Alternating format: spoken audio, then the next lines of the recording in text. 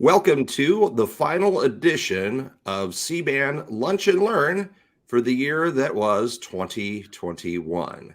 We want to welcome you all here. I'm Curtis Dean with CBAN and my two handsome and beautiful co-stars of the CBAN organization, John Ann Willow and Todd Kilkoff. Welcome, you guys. Thank you. I feel welcome. Yeah, we've been waiting to do this for a while, and we're really excited to kind of talk about what the year that was and the year that is coming. We call this episode The Mirror and the Crystal Ball.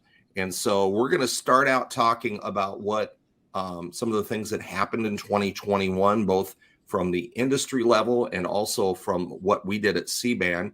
And then we're going to move on to a segment with Doug Dawson, who is an industry expert who was kind enough to talk to us about his 2022 predictions. And then we'll come back and talk a little bit about 2022 from our perspective. So thank you all for joining us here on our CBAN Lunch and Learn. So let's talk first about CBAN in 2021. It really was, despite the continuing effects of COVID, it really was a great year for us. And I want to start by talking a little bit about the return after a long time off of the CBAN Summit.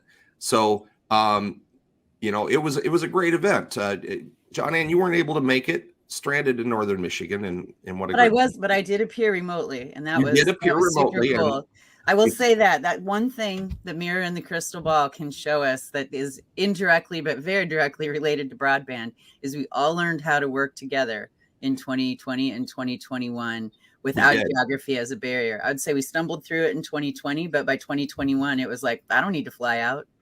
You don't, and you didn't, and it worked great because you were still there, really. Yeah, I was. I could see everyone, and everyone could see me. I really felt part of it. And although we didn't have you there in person, there were still kind of three of us working the event, Todd and I, and Kate. Kate Kilkoff is our community manager, and she did a fantastic job. We finally added it. Our first new person is Kate Kilkoff, our new community manager. We're really excited about her.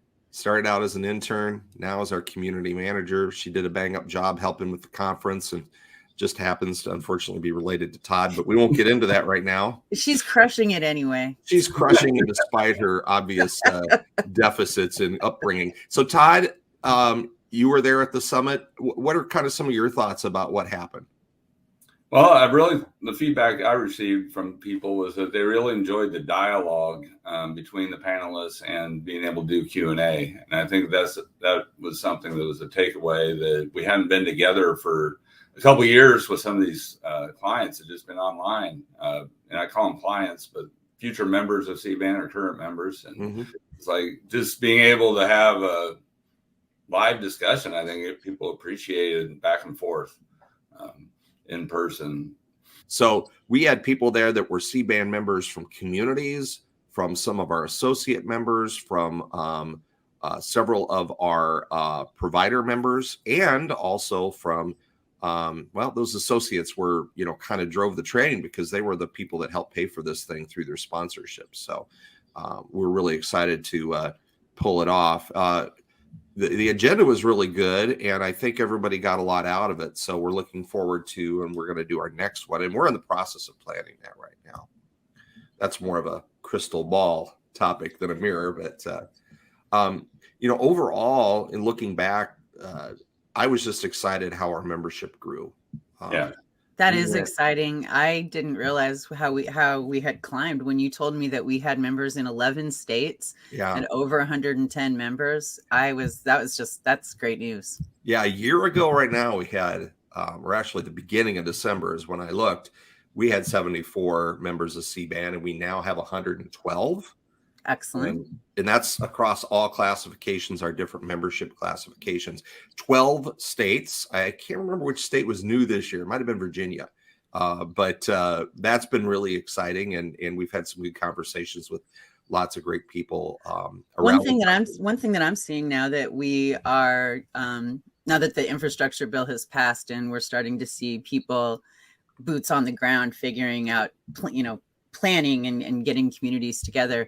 I've been seeing a lot more advocate members joining CBAN, which is a class for us that was kind of small at first when we didn't have any when there was no governmental support for our nationwide broadband efforts. So the fact that more and more organizations and individuals are seeing themselves as empowered advocates is the message that I'm taking from it. I'm very excited by that. And I'm looking forward to really paying attention to that advocacy membership in addition to our other classes of members, and seeing how we can help them push things forward in their own communities. That's going to be great.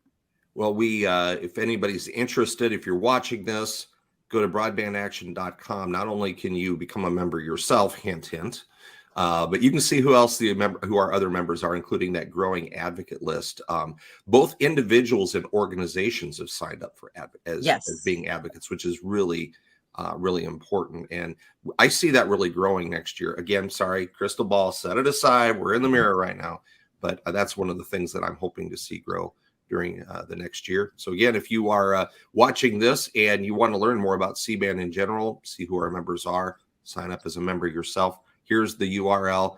Check it out, and we'll be glad to have you part of the conversation. So, Todd, we've continued to engage with a lot of local leaders when it comes. We've all been engaged with a lot of local leaders who are seeking better broadband. What are some of the common themes that you've seen? I'll ask you the same thing, John Ann, when they're out there, asking CBAN for help. We're built to be the on-ramp, and I think that's usually the first thing is we know we need to do something where we get some information on where to go next.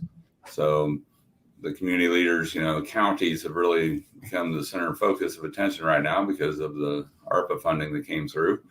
And there's a bigger dichotomy probably of information gap with county leaders than there probably is even at the city level. Because they know they have bigger challenges and it's just not in their wheelhouse at all to do utilities. And so, saying the broadband is becoming a utility is the new mantra, but the people with the money don't do utilities, don't speak that language. So I think that's been the key part for the early CBAN discussions. How do you describe it an appropriate process? And that was really a big trend in 2022 was counties becoming actively engaged in broadband discussions, studies, research, mainly because the funds that they're receiving from ARPA specifically said you can spend it on broadband. And some counties have chosen to spend some of that money on really focusing on what the broadband needs are in their counties so that they can come up with plans. Some are just outright writing checks. So for quick clarification, you said that that county activity is taking place in 2022 or took place in 2021? 2021 is when it got really it. I just wanted to make sure I understood what timeline we were on. Great. I think if you look at our community members, that's the classification the counties go in. I think we had 1 or 2 at the beginning of 2021, and we have several now. Yes. And in all of those cases, it's because county leaders realize that with the money, the resources that they have, and quite frankly, there's not a lot of other places they can spend some of that money. They've decided that they're going to try to prioritize broadband. And we're going to see, it's just the tip of the iceberg. Talk about that. True. Later. There's going to be so much that we'll be able to do now, even without funding of our own, which isn't really the CBAN CBAN doesn't rely on large pools of money to do its work because we're volunteers and but I think that as our communities have some financial wherewithal, that we're going to be able to do so much more for our membership because we'll be as the on-ramp, as Todd said, and as the roadmap, our role is going to be even more valuable. I don't know if we talked about this with membership, but just in case anyone is watching and thinking of joining, most members don't pay to join CBAN. So almost all memberships are free. Our associate members, we do ask them for some dues, and we do that to fund the programming that we do. We don't take any of it. So exactly. Yeah.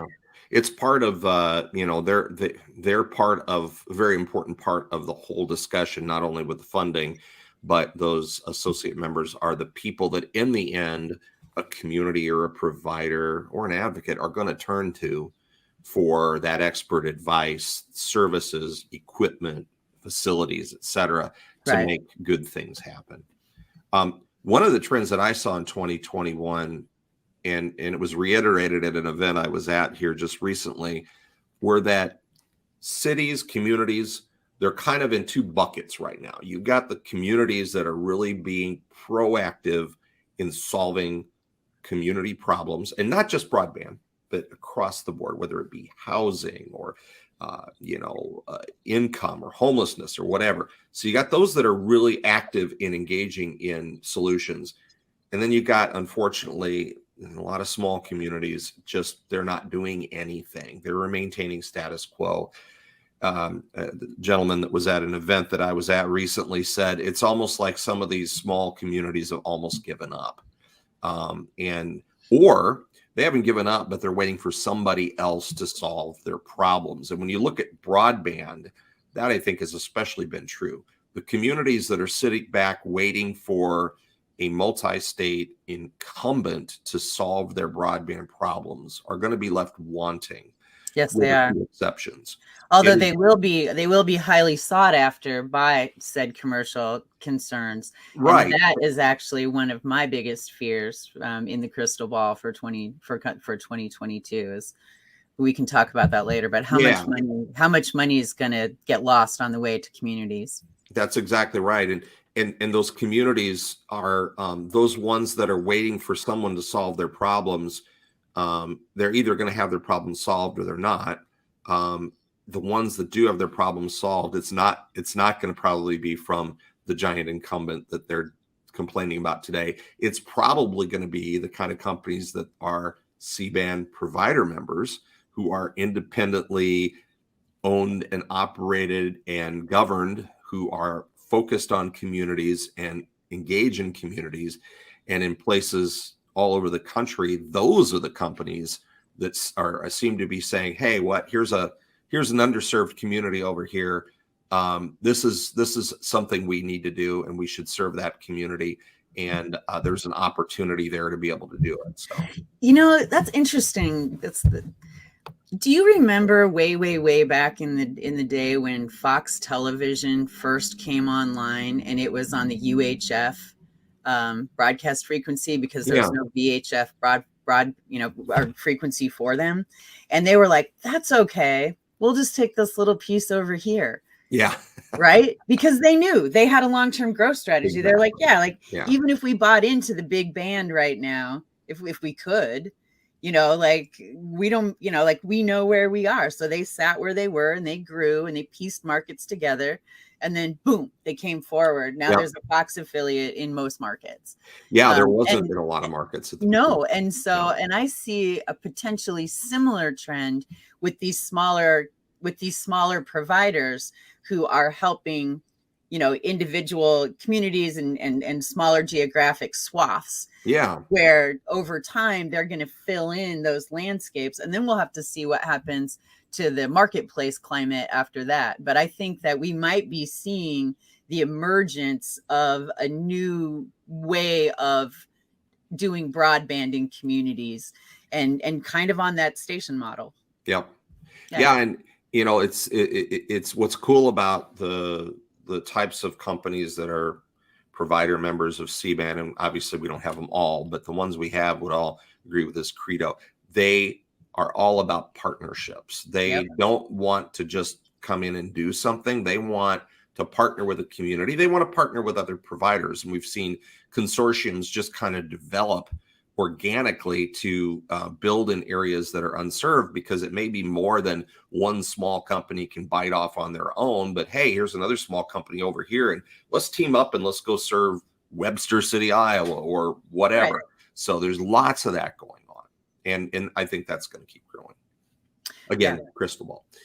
So let's talk a little bit about some of the industry stuff that happened in 2020, because and by industry, I just mean the broadband environment in general. It was a crazy year in that we had this finally reached a point in America where we decided that broadband is so important, we have to do something.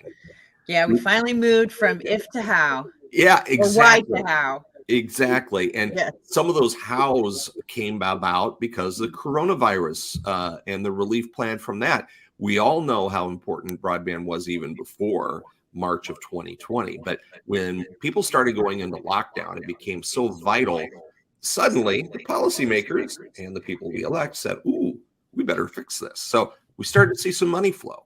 Todd, I know that we've mentioned earlier the American Rescue Plan Act, or ARPA, as I refer to it sometime, but that's been a key funnel of federal funding into states, cities, and counties, right? Yeah.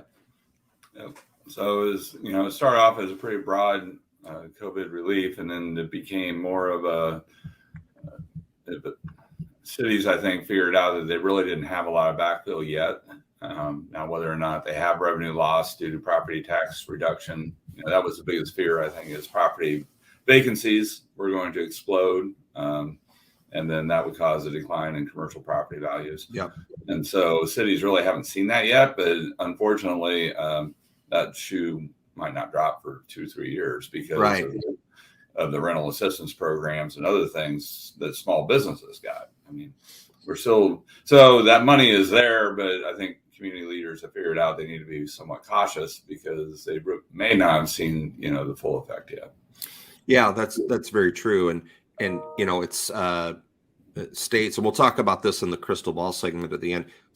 Some states are better prepared to deal with federal funding flowing through them down to building actual broadband networks, and that's going to be a huge challenge, I think. That's going to be, it's a challenge now, but it's going to be even tougher for states that don't have broadband offices already.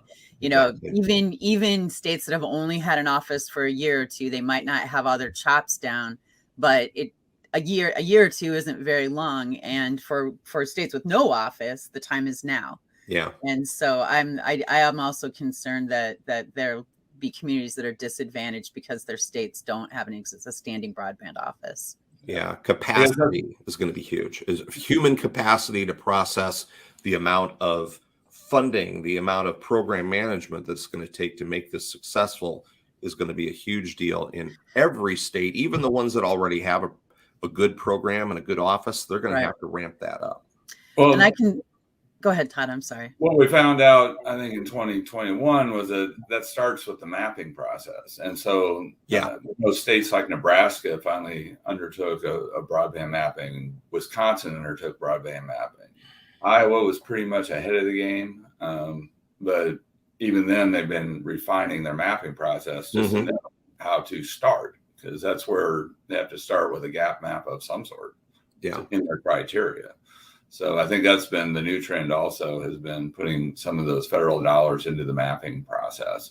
And we should say, too, there's 2 buckets for ARPA. There was the stuff that came through that the state got as relief, and then that was the same on par as the counties and cities. But then there was the capital projects fund dollars that came through.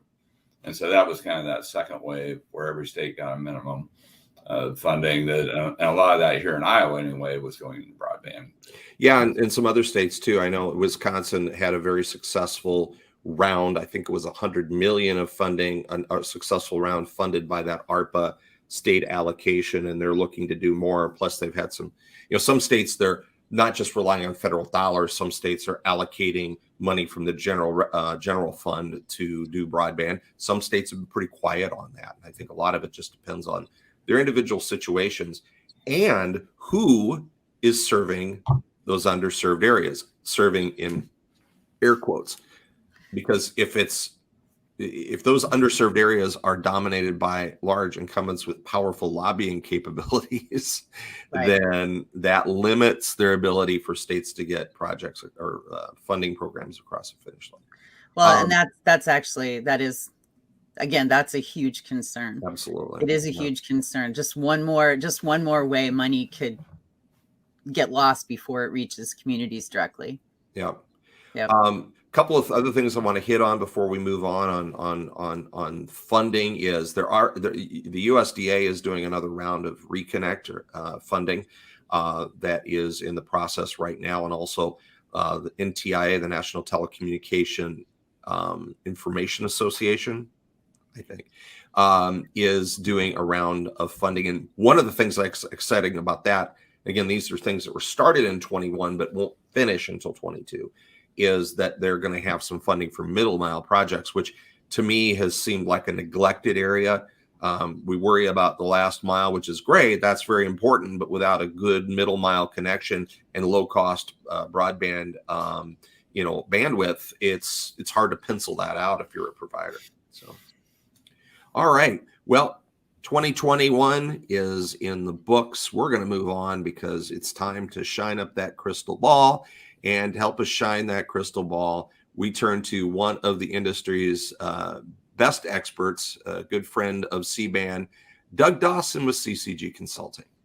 One of the people that is most plugged into the world of broadband here in the United States is our guest, Doug Dawson with CCG Consulting. I've known Doug for a number of years. Doug's been a guest here on our Broadband Bites Lunch and Learn in the past. And Doug, thank you for joining us again this year. I want to plug your blog. If you aren't reading the Pots and Pans blog, then you're really missing out on a lot of really cool information. Doug is, in addition to being devilishly handsome, he is one of the most prolific blog writers I've ever known, and every one of his blogs is a must read. So check it out, bookmark it, go and read his blog. It's always really good information. And Doug, one of your annual blogs that you've been doing for, I think, the past few years is your kind of crystal ball looking into the future here. So we're going to talk about kind of what you see on the horizon for broadband in 2022. So, you share these with me, so it's not like I'm reading your mind or anything. I am not Karnak. But one of the topics that you're going to be talking about in your year-end blog is about predictions for 2022, broadband regulation and net neutrality. What do you see on the horizon, my friend? Well, first off, believe it or not, this is my 8th one of these. Wow. Boy, the time really starts racking up over the years, doesn't it? I was going to go back and read all of them and score you on each, but I decided that isn't fair. So I'm not going to do that. I actually did that once. They weren't bad. So yeah. We still have to get a 5th commissioner set at the FCC, and right now Republicans are holding that up in Congress, but eventually the Democrats will just overwrite that and put the 5th person in. They don't really need Republican votes to finally make that through, and they're not just holding her up, they're holding up 30 or 40 other appointees, so they will all get in sometime next year. It's very clear that once they're in there, they are going to come back and tackle some version of Title II regulation. We always call that net neutrality. Net neutrality is not the issue. It's regulating broadband is the issue. And so they're going to put broadband regulation back in place. It's absolutely insane to have an industry that's probably the most important industry in the whole country that's completely non-regulated, where 75% of the industry is controlled by 4 companies. I mean, there's no bigger concentration in any other industry than this one. It's nuts. So they will get that done. Now, it's going to take them most of the year, because they have to go through all those step by step things you have to do in an FCC docket. So they can't just order it. So sometime by the end of next year, that'll be back in place. And then if we get a Republican administration, they'll undo it again.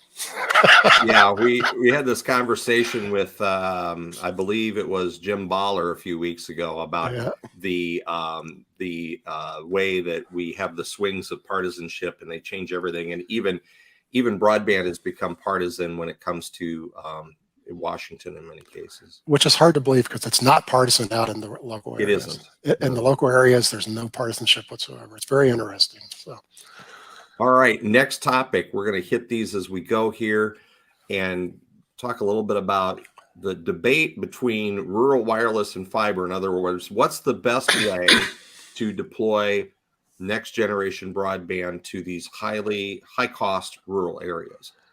Well, the reason that's a heating up topic is all of a sudden there's a couple people who won the RDOF who are claiming they can do gigabit rural fiber. And they're completely full of crap, because what they can do, you can do anything with one connection. You can do a gigabit connection to 7 miles. You can't do it for everybody, and they can't even come close to it for everybody. So on top of that, they're talking about doing it with unlicensed spectrum. I mean, a lot of those systems they're claiming they're going to do 500 megabits on, they'll be lucky to get 50. With licensed spectrum, though, if you have a fully licensed spectrum with the newest technology, I think we're talking about getting up to 200 megabit speeds. That's a real competitor to fiber.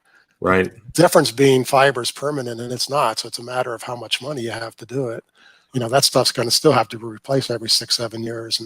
And it's going to have to be fiber fed. You're going to have to build towers. It's not that cheap. But that debate sort of died the last year and a half, and it's going to be coming back because the new radios are getting better. Mm-hmm. They're not gigabit, and so you have to throw away everyone that says gigabit and know that they have an agenda to say that. But the radios are getting a lot better, and so it's going to be, we're going to have that debate all over again. It's coming. So. All right. So talk a little bit about the states and the BEAD grant process. BEAD is basically the broadband infrastructure money that was just awarded $42.5 billion or whatever for broadband construction. Yeah, that's going to be handed to the states to award. About a third of the states didn't even have a broadband office. So they're going to have to put together a group of people. Every state's going to probably get anywhere from $300 million to $1 billion of grant money to give out. It's going to be very much under the NTIA rules. The states have to come up with their own plan, and then they have to review the grants, and they're going to have to grade them. These are not these have to be truly analyzed grants. They're going to have to win on a point basis, and a lot of states are just not ready for that. I'm working with several states who, because this passed, they're out looking for a broadband person to run their office, and they can't find one because the opposite is happening. I know of a half a dozen states who have lost their broadband guy.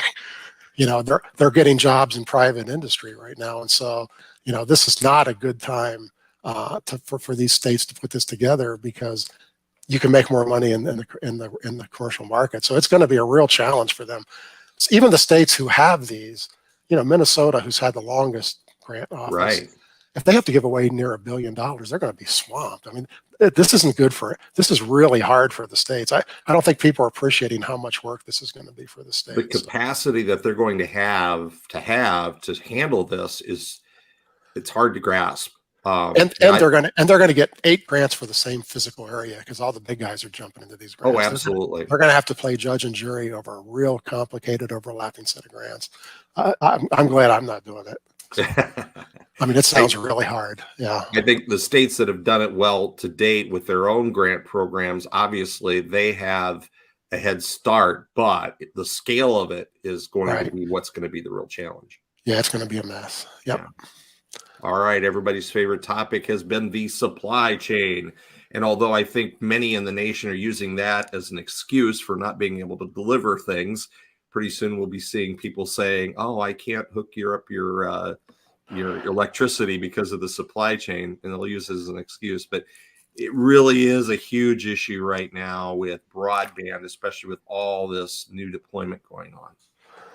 Well, there's 2 parts of the supply chain for our industry. There's electronics and there's fiber. Fiber is going to get uglier and uglier and uglier because there's not a big move right now to build a whole lot of new fiber factories. And so it's just going to be, they already say they're running at 110% of capacity, which is silly because obviously they're running at capacity. but always give it your 110%. But they can't go they really can't go anywhere past that. And Corning's not running out to build new factories because they cost billions of dollars and they have a 50-year life. And if they don't think that this is going to still be a big demand 10 years from now, they're not all that anxious to do it. So, the electronics is going to get better. The electronics is getting solved. That along with all other consumer things, the other parts of the supply chain will get fixed. All the things that went wrong with them are one by one getting fixed. It's going to be ugly still for chips and stuff for a lot of next year, but by the end of next year, the other stuff should be getting back to normal, I think. So, I know there's been discussion about we need to start ramping up manufacturing capacity for some of these vital infrastructure elements here in the U.S., but that isn't something you snap your fingers and make happen. That's a 2 or 3 year process too. Well, that actually goes back to the grants. It's not on my list, but Buy America is a giant part of those grants that I don't know if people understood. And there's not a whole lot of American manufacturing for some of this stuff. So it's going to be a challenge to fit that grant onto Buy America. And this time they're serious about Buy America. They're not going to be giving easy waivers. So I believe there's a whole lot of people talking about putting plants together here because of it. But that you don't do that overnight. You don't start building ONTs in 3 months. Right. So, it'll take a while. But I really hope that does happen. I hope we get our jobs back. It'd be great. So.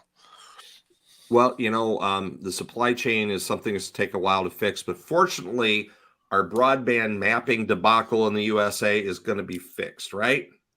Wrong. Oh. Wrong. It's not. It's really not going to be fixed. First off, they awarded a contract for it, and that contract got taken to court. So still, there's no one still working on it. These new grants are coming down the line, and they need the new maps. The current FCC rules, even for the new maps, unless they change them, still allow ISPs to put in advertised speeds, not actual speeds. And that's been the problem. The problem has not been broadband coverage. The problem has been overclaiming the speeds. I mean, you'll go to county after county after county where the telco says 25.3 delivers 3 by 1. Yeah. You know, that's not going to get fixed with this map. And so, you know, it'll get fixed eventually. But, you know, I just had a blog yesterday about it. Speeds are a terrible way to measure in the first place. But these maps are going to be better. They're going to fix the problem around the cities where you can see where the cable company ends. So that'll get the people who live close to the cities, at least will finally start getting counted as not having broadband. Right now, they're all counted as having it. So it'll fix some of it, but I think it's only going to fix half the problem. It's going to take years. And at some point, I hope we just go, fiber is better than DSL. You don't really need to have a speed test. That's what we really need to do. Well, there's been such a drive to keep it technologically neutral, but I've always thought that's a fallacy. That's like saying, we got to be technologically neutral on what we make our roads out of, when we all know that a paved road is better than a dirt road. Yeah, I don't think. Yeah, we're not technologically neutral anywhere else. I don't know why we think we should be in broadband. Yep. Because that is just a cover for copper networks that are outdated and not scalable. So, all right. The RDOF winners. This has been a big pain point all year. Some of the winners of the Rural Digital Opportunity Fund seem to be overpromising. Are we going to see any improvement in that, or are we going to be able to see those folks held accountable for their bids? Well, first off, the FCC's got to award those bids, and my prediction is they're going to end up awarding some of the bids that you and I might consider to be bad ones. There's several kinds of bad bids. I already mentioned one, people who claim they can do gigabit wireless. They're going to get their grants. They're going to go out and they're going to build something far less. And it's still probably going to be okay. It might be 100 megabit broadband. It's just not what was paid for. And another thing that irks me about that is the only reason those people won the grant is they lied. They cheated on the speed. Otherwise, they wouldn't have won that grant. So, so it's going to be an inferior solution that should have been a gigabit solution, and the people are not going to get what they paid for. The other kind of categories, there's several companies in the grant process who probably can't get it done. So you give these people the big money, and then if they don't make it done, if they go bankrupt or whatever, they just sort of pre-screened everybody and figured this all out ahead of time. Turns out reverse auction is the stupidest idea in the world in a technology auction. It's very good on giving out spectrum. It's the smartest thing they ever came up with because everyone's buying the same thing. Right. You're bidding on a thing. Here you're bidding on a million things. You're building an A speed by census block. There's a lot of census blocks. So I hope that's my worst prediction, and I hope I'm 100% wrong that they kill all those bad grants. I don't believe they will. If they do kill them, the problem is those grants have to be resolved before the $42 billion one, or those people may end up with no solution. Right. If those people miss that boat, then they may not get any solution at all. If they end up killing some of these people and they sue them and it ends up in court, does that kill those census blocks? This is going to get very ugly, I think. So. Well, it's already been ugly for operators or providers in states with grant programs, because there are areas they would like to go out after that aren't being served today, but they're kind of frozen out by this mythical RDOF proposal that may or may not get built and may or may not deliver as promised. There are a few states who are already overbuilding Starlink areas because they go, that's not broadband. They just can't use federal money to do it, but they're using their own money to do it. But it's a mess. It's just going to stay a mess. Unfortunately, I don't think it's going to clear up. So. Well, you said the S word, so let's go and move on to the ultimate solution to all our broadband problems in rural and even urban areas, because everybody's going to get Starlink and everybody's going to be happy, right, Doug? Well, the funny thing about Starlink is it actually is showing up in urban areas. I did a speed test in a city the other day, and we found a Starlink customer in the middle of a pretty large town. It's like, why did they send him any antenna? I don't think they're limiting it to rural areas. Well, maybe they mailed it to his PO box and he drove it to town and installed it. I don't know. But so, I'm not sure that that's the case, but they're okay. But, first off, they may not ever make it financially. We have no idea what their systems are going to do when they're under load. There's a million kind of customers that have hills and trees and things that are not going to get very good reception. Now, I love Starlink. If I was a rural customer, I would have been on that beta test. So I have nothing bad to say about what they're doing. They're just not the end all and be all. So my prediction is they're going to be unspectacular. It's going to be a very nice broadband solution. It's not going to get faster. So what you get today, if you get 150 by 50, that's great today. If you have nothing, is that great 10 years from now? No, it's not. So, I think it'll eventually, it might be a 20-year horizon. Eventually it gets eclipsed just like DSL did. Eventually it'll just be too slow. And there's really nothing they can do about it. It's getting the signal back up and forth between the cloud, which is the problem. And they just are never going to solve that problem. Yeah, I know there's they've been talking about not having enough Earth stations, and even though they're going to be linking everything with lasers, it's still going to be limiting. Yeah, so I love it, and I hope that they succeed. Yeah. If they don't succeed, there's 3 or 4 other ones who will. Right. So there will be satellite broadband, but they are not going to come into an area and get every customer. They can't even serve everybody in an area. So yeah. But if you need them, go get them. It is one of those things that and Musk has even said it's better than nothing broadband, and sure is. That's great. We need that in a lot of areas, and certainly a product that delivers as advertised, such as Starlink does, is a better choice than a pie in the sky potential product like a fixed wireless that promises gigabit, when people like us know that there are things like trees and hills that are going to keep that from happening. Absolutely. Right. Well, Doug, thank you for sharing your predictions. Again, I want to plug your blog, because you'll be posting the details of this on your blog soon, right? Yeah, that's sometime probably before Christmas, or maybe between Christmas and New Year, one of these days. Excellent. It is going quick. So yes. Everybody check it out. The Pots and Pans blog is just potsandpansbyccg.com. Doug Dawson is a good friend of ours, CBAN, and of the industry. So Doug, really want to thank you for coming on and joining us and sharing your look into the crystal ball for 2022. You betcha. Now you can send me a crystal ball. So. That's what we need. I got one around here, but it's pretty damn cloudy. So I'll try to get you a clean one. All right. Very good. Very good. Thanks, Doug. Thanks, Curtis. Well, Doug certainly has over the years done a great job of looking into that crystal ball. He's done this every year now for like 9 years. I look back at a couple of his, and he's done a really nice job nailing these things. So, one of the things, I just, anything that stood out for any of you, John Ann, I'll start with you. What some of Doug's crystal ball there? Any thoughts on them? Well, I think I mentioned previously that I'm concerned that not all the money that comes through is going to get to the communities, and that we're going to end up spending, hopefully not too much, but always in any endeavor like this, you spend some bad money.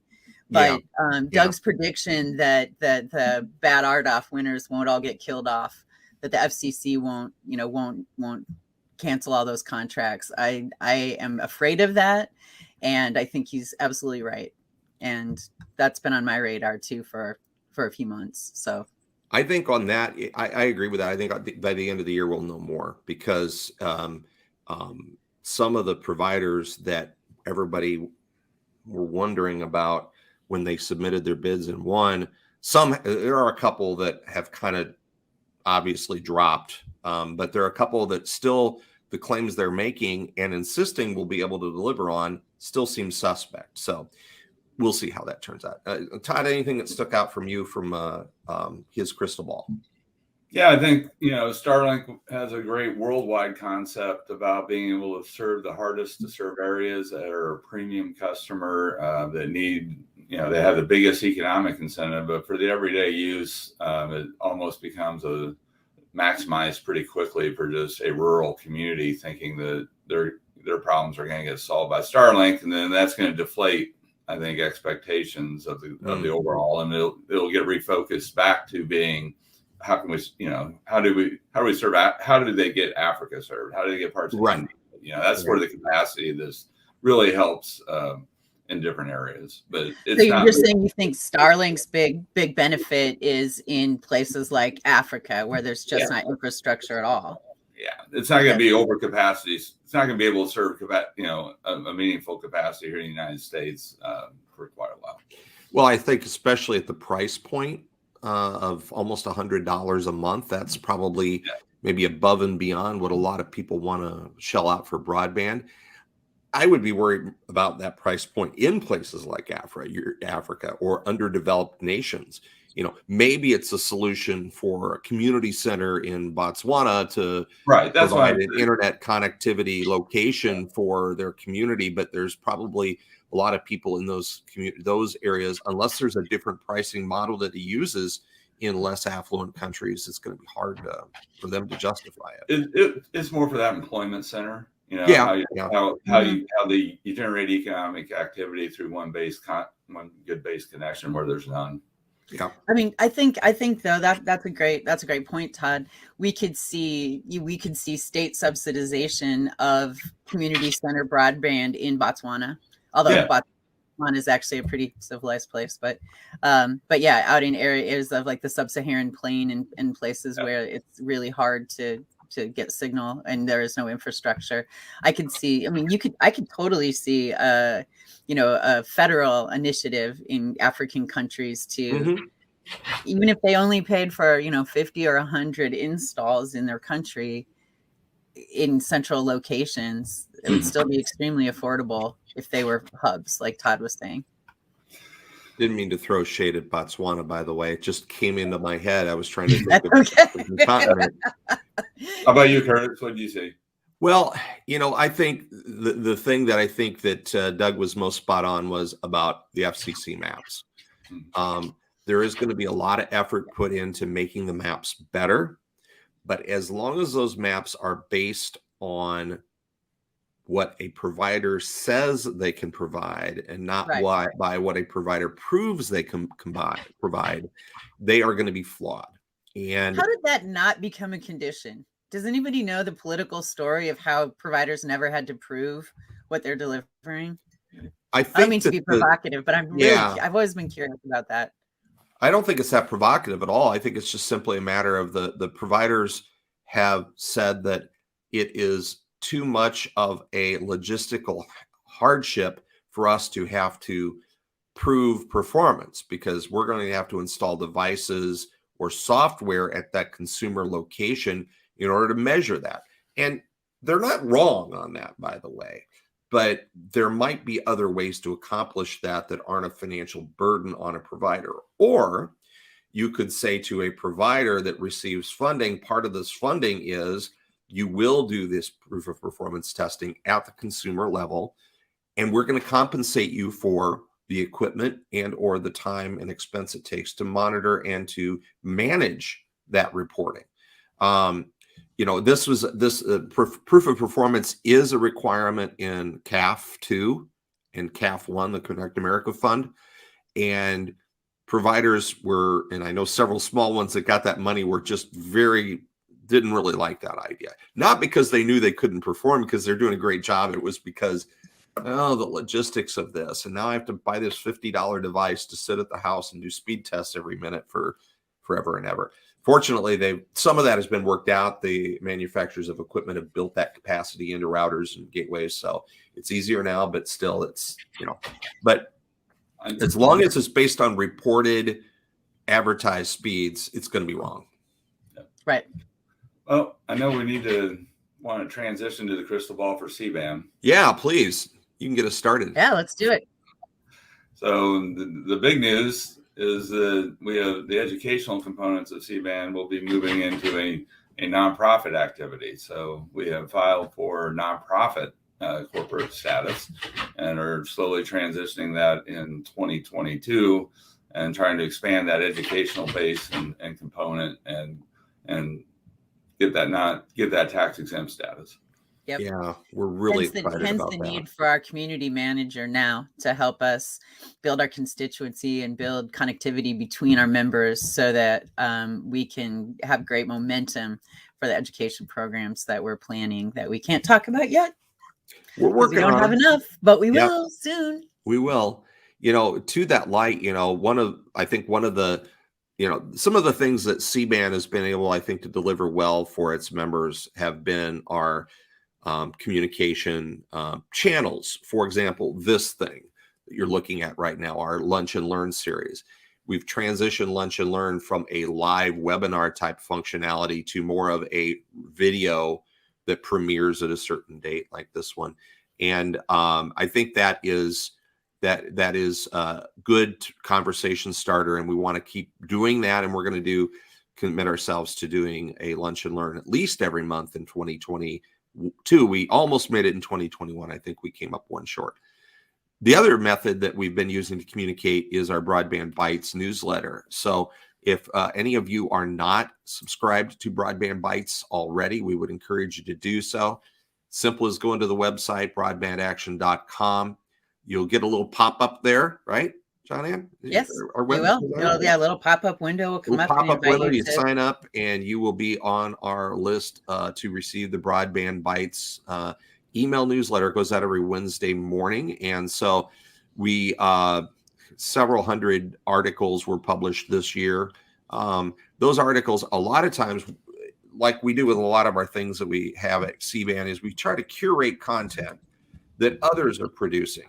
And rather than having to invent the wheel, because there are great writers out there, there are great journalists that are bringing to light trends and stories in broadband.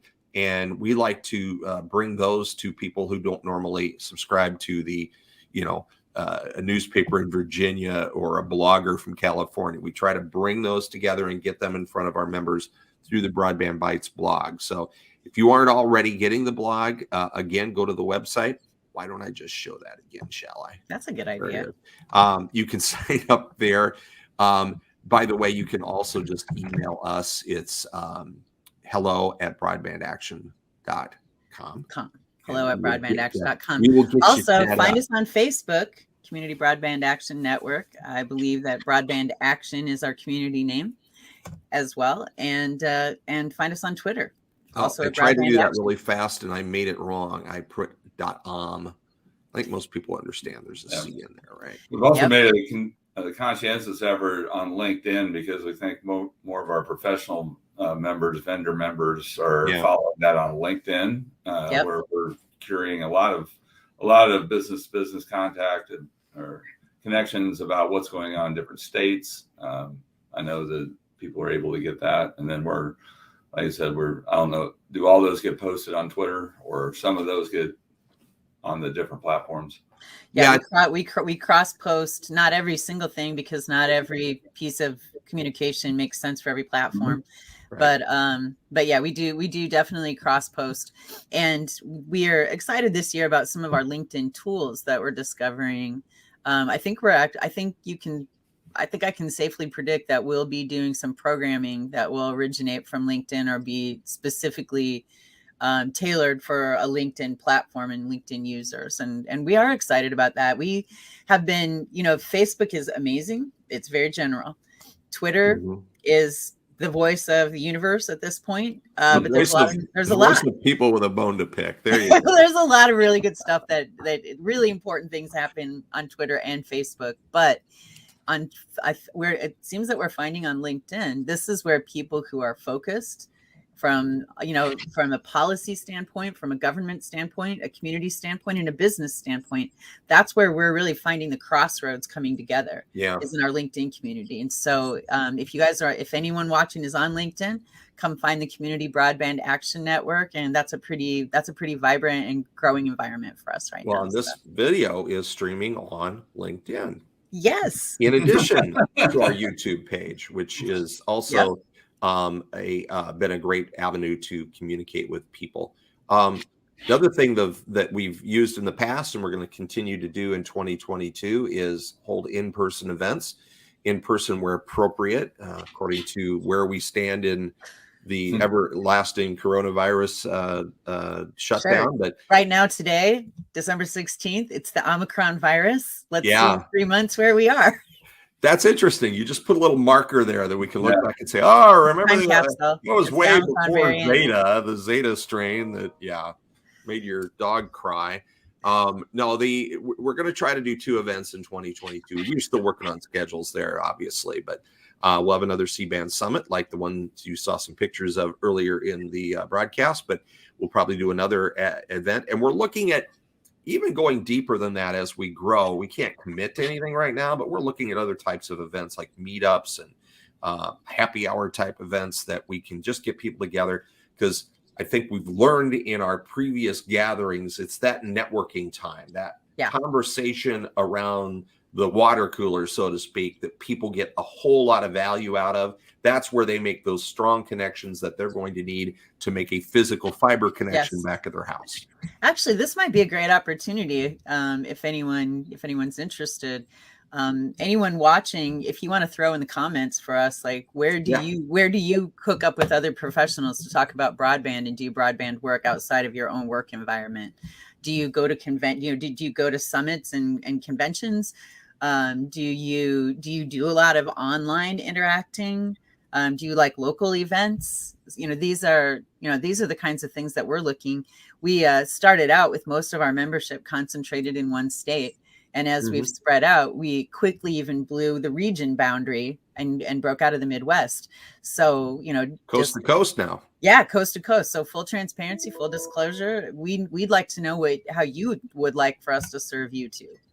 And where would you find value in terms, and especially in terms of connecting with other members, because that's really at the heart of what we do at CBAN. And any topics that you think we should be addressing? Because I mentioned Lunch and Learn, which this is one. We'll be doing those through 2022. And we're always looking for topics that are of interest and of value to our various members. And so if you have any ideas of a topic where a half hour to an hour conversation would be of value to you, please let us know. And again, you can just drop us an email at the hello@broadbandaction.com email address. We'll pick up on that and take a look at it. I know I've been brainstorming the past week or so all of our topics for 2022, and logistics aside, it would be great to do like a lot of them because there's so many topics to cover. And we'll tackle them. And if to get a sense of what kinds of things we've done in the past, you can go to the broadbandaction.com and look at our YouTube videos on our homepage, or you can go to our YouTube channel directly, and you can see that we do lots of different kinds of things. Recently, we did an interview with Christopher Ali, who wrote Farm Fresh Broadband, but we also do really deep dives in the weeds on policy, like where's the money? And it sounds like a flashy, it's a flashy topic, but it's actually a pretty weedy subject. So we know that we have different constituents who have different interests or different knowledge needs. So not every Lunch and Learn is for everybody. So don't be afraid to suggest one that might be of interest to engineers or whatever it is that you're doing. So absolutely.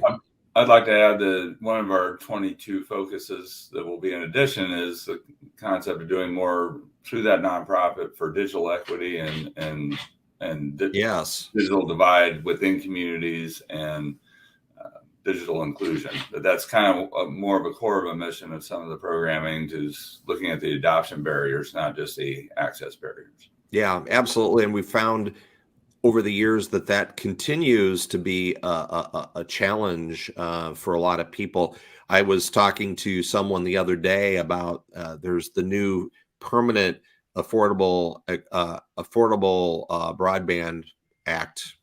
I'm blowing the name, but it's the new permanent $30. Is it the $30 a month? Yeah, $30 a month allowance into perpetuity. Yeah.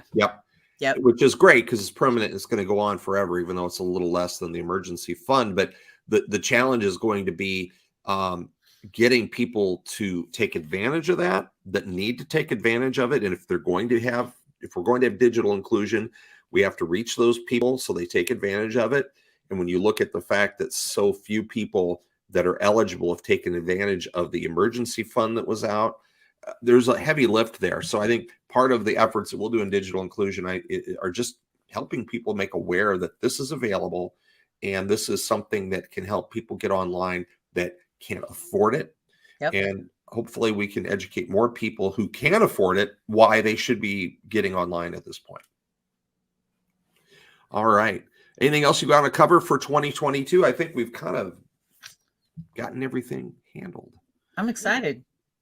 We are very excited to continue providing all of CBAN services to all our members. Again, if you are not a member, we invite you to go. Well, heck, if you're a member, you should go to our website. But if you're not a member and you want to join, we welcome you to go here.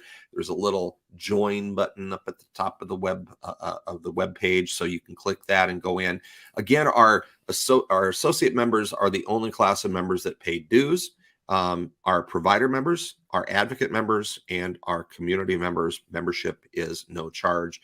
And as long as we can maintain that, we're going to also, when we do events, those folks can attend for free, because we want that conversation. We don't want the financial piece to be a barrier for people having that conversation, making those connections, and hopefully leading to good things for better broadband. So, hey, you two, one more thing I wanted to say. Happy New Year! Happy New Year! Happy New Year, and thanks to those vendor members who have allowed us to do this year. Absolutely, thanks to everyone. Thank you to all the speakers and panelists who have given their time, even sometimes traveling from out of state for free just to speak to the CBAN membership. Thank you to all the advocates and who have spread the word about CBAN. Thanks to everybody. Yep. And we're looking forward to a great 2022. If you're watching this replay and it's already 2022, you can email us if you think we really messed up and made some bad predictions. I'll be glad to pass those on. Or just put in the comments which COVID variant you're experiencing right now. That's even better, yeah, because you can put it right in the LinkedIn or YouTube comments right on this page. There you go. All right, well, you two, it's been a pleasure, and I enjoy working with both of you. And Kate, who's not on the broadcast, we need to start getting her on these, I think. So maybe that's another great goal for 2022. Again, thank you everybody for joining us. Happy New Year.